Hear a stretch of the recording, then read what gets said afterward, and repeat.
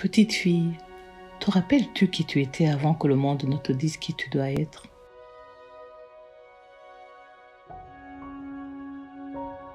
Au fond, j'ai toujours cru en moi et su que je valais autant que n'importe qui d'autre. Mais ces derniers temps, je remarque que le monde me traite différemment parce que je suis une fille. Du matin au soir, mes sœurs et moi faisons toutes les corvées pendant que mes frères font ce qu'ils veulent. Et je vois ma mère porter toute la charge de notre famille.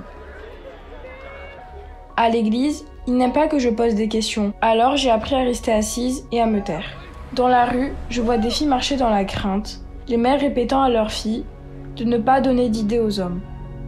Partout autour de moi, le monde me dit que je suis inférieure. Mais je sens que ce n'est pas vrai. Qu'est-ce qui se passe?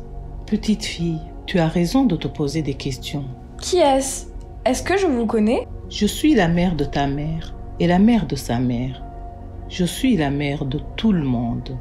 Alors, vous devez savoir pourquoi le monde nous traite de cette façon. S'il vous plaît, expliquez-moi. Comment on en est arrivé là? Eh bien, c'est compliqué. Et il y a plusieurs théories. Mais nous savons que ces traditions ont été instaurées par l'homme il y a très très longtemps. Les choses n'ont pas toujours été comme ça. Au commencement, hommes et femmes marchaient côte à côte à égalité en tant que chasseurs et cueilleurs. Puis, nous nous sommes peu à peu sédentarisés et nous avons promu la notion de propriété ainsi que la nécessité de posséder des terres et d'exercer une autorité sur la main-d'œuvre.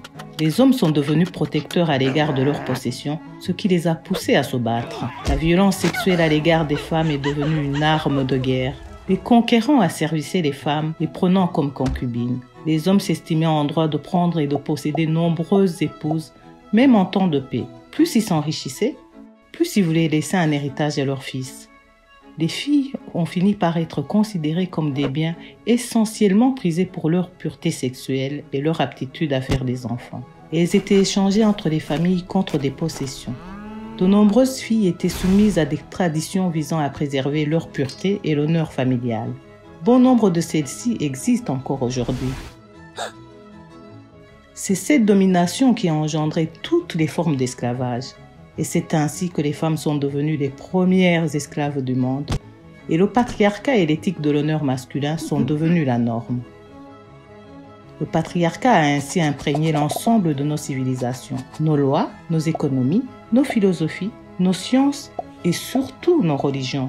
Il est partout et il est invisible.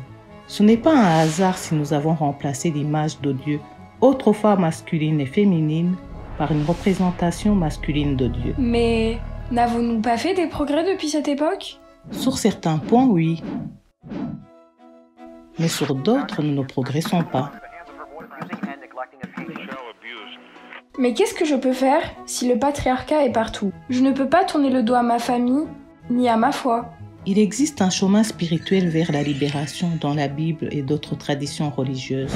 Mais nous devons être courageux et remettre en question ce qui ne fonctionne pas. Les femmes et les hommes, les filles et les garçons, même la terre elle-même souffre de la domination du patriarcat.